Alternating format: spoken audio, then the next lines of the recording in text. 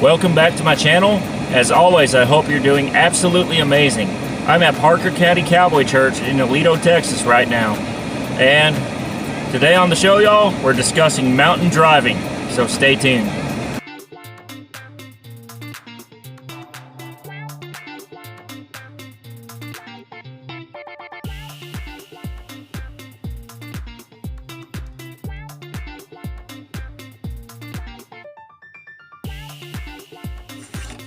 Welcome back to the show, y'all. And you may have heard a lot of fan noise out while I was trying to film it in the tundra today because my phone was overheating and I had to keep the air conditioning on. So we're now back in Studio Z and things are a lot quieter in here. So I want to discuss mountain grades. What are you going to encounter on them?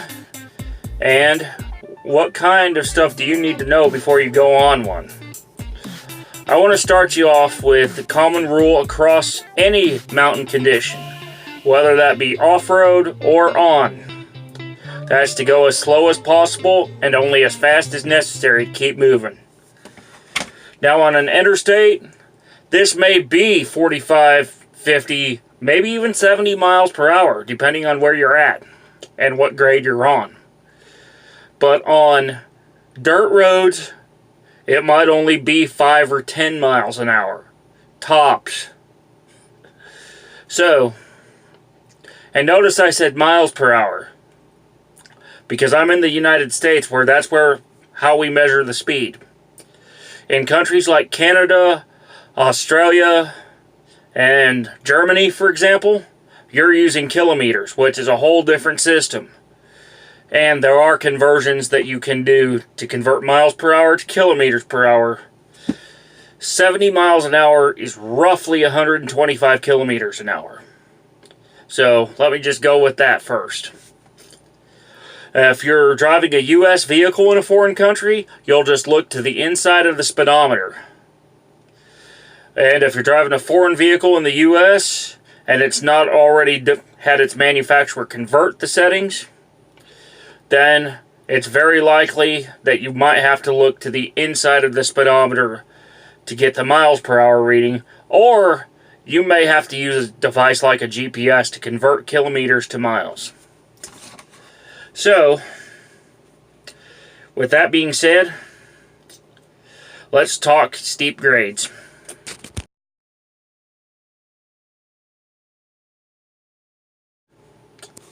So, did you know the steepest road in the world is an 85% grade? You heard right.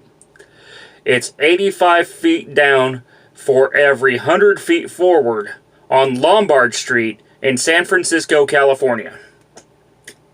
That's just one reason I choose not to live there. And by the way, that street is a one-way downhill. Now, other roads, more commonly, are going to have grades between 4 and 10%. And on FM 170, between Terlingua and Presidio, Texas, its grade is a little bit more than that. It's actually about 15% as it traverses the mountains and goes near the Rio Grande. So, if you're going up a steep grade, you risk two things. You risk vapor lock and engine overheating. Vapor lock happens when your fuel level gets low and your vehicle's climbing and the fuel starts literally boiling in the tank. Now, to avoid vapor lock, it's very simple. First, get a newer vehicle with a fuel injection system, but save for that or an electric fuel pump, the best thing you can do is to go when it's cool. And keep your tank full. By keeping the tank full, you avoid trouble in the first place, especially as the fuel shifts backwards as you're going uphill. The second thing you can do to avoid overheating issues is to make sure you maintain your vehicle before you go onto the mountain. That means checking things like belts, hoses, your thermostat. And if you can't check this yourself, go to an experienced independent mechanic. And if that's not possible, then go to your vehicle dealer. And everybody between the mechanic and the dealer and your own pre-trip skills will help you figure out if there's something going wrong with the vehicle before you get on that mountain grade. I learned this lesson the hard way. On flat land, no less. When I had an engine on a pickup truck overheat and die because one of the coolant lines had ruptured, and unfortunately, nobody knew it until I was pulling a trailer. And that happened in 2008 with a Ford F-150. I've had other times where my engine's overheated on mountains, and those were both in Freightliner Columbias that were poorly maintained by CRST Expedited.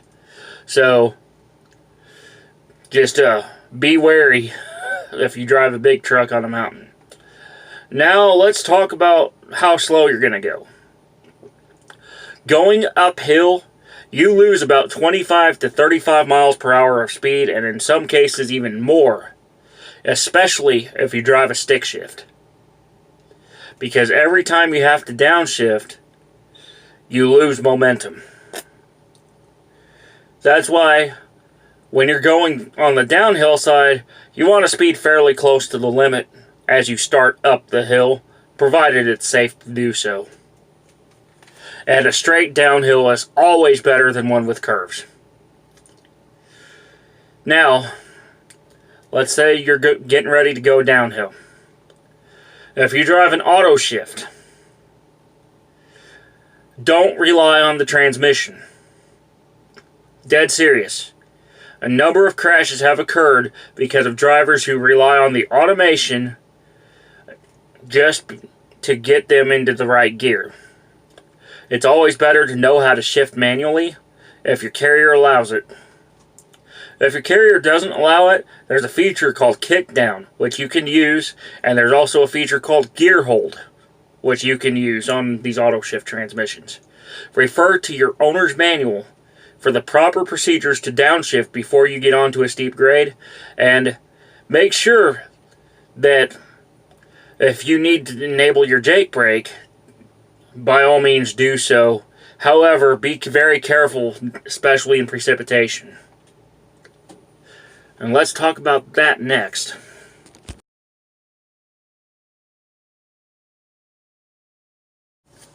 One of the more dangerous times to go down a mountain is whenever precipitation of any kind is falling. Now, this means you're going to need to further reduce your speed, to downshift even more, and to minimize or even avoid using your Jake brake. Now, to avoid wheel lockup, you want to use a technique called stab braking, where you drop your gears first and get your speed down. Then, find that safe speed and occasionally reapply your brakes to get back down to that safe speed. Now, typically, in wet weather, you might only be going 15 or 25 miles an hour down a mountain. And that is okay, because you don't want to over-rev your engine, you don't want to have to enable your Jake brake, and you definitely don't want to overheat your service brakes. So, even with an automated transmission, it's better to go slow.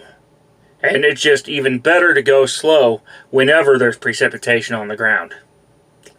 And that applies to all forms of precipitation, not just snow or ice. If it's raining, you want to slow down. If it's snowing or icy, slow down even more. Only maintain enough speed to keep yourself rolling and get back up the other side. And now we get out of that and onto the road conditions themselves.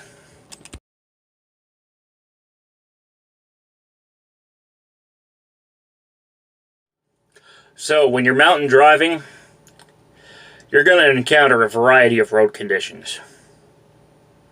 Now, interstates are going to be nice and smooth. Or they may be a bit rough, but they're definitely going to be dry, wet, or icy, depending on what weather you're going through. And they're all paved. But some of the roads to your customers and some of the back roads are not paved. Now, paving means lining the road with either asphalt or gravel. I've encountered a few roads already that are lined with anything other than those in my 10 years of driving. Sometimes the driveway may be made out of dirt. Other times you may have to traverse mud. And still other times you may have to actually traverse rocks to get to where you're going. So that's not to mention all those truck stop parking lots that y'all keep leaving potholes in. So, with that in mind, I want y'all to know that it's a good idea to research the roads you're going to be on before you go out. And if you're unfamiliar with a given area, get some help from a local guide. I've done it on my road to my property, where I go do my vacations and such. And I found out that in wet weather, my road becomes impassable. And I'm not kidding when I say that. There have been dozens of vehicles that have gotten stuck because of rookie drivers who went out in wet weather and attempted to go mudding without having proper equipment and without waiting for the road to dry. When you're driving out in the desert or in mountainous terrain, you're going to have roads that are really nasty to drive on. Another hazard, by the way, is the very dust that kicks up behind your vehicle when you're traveling down a dirt road. Because if it's windy enough, that dust can blind another driver. That's why there's so many places now where if a dust storm's going on, you need to stop and heed the warning. Especially out in the mountains, because when those dust storms start kicking up, which, by the way, in Iraq and Iran and some of the other Muslim countries, they're called haboobs. And these are very serious. They typically occur just ahead of a line of thunderstorms, and they will kick sand up for miles and blind anybody who's on the road. So, stay out of the dust if you see it flying. Now, what about other types of windy conditions on mountains? Well, there's a particular cloud you can actually look for to indicate windy conditions. Now, if you refer to the channel Mentor Pilot, Peter, the Mentor Pilot from Ryanair, will actually explain this to you and how it affects aircraft. It's called a lenticular cloud, or a bean cloud, and it sort of resembles a UFO or a bean.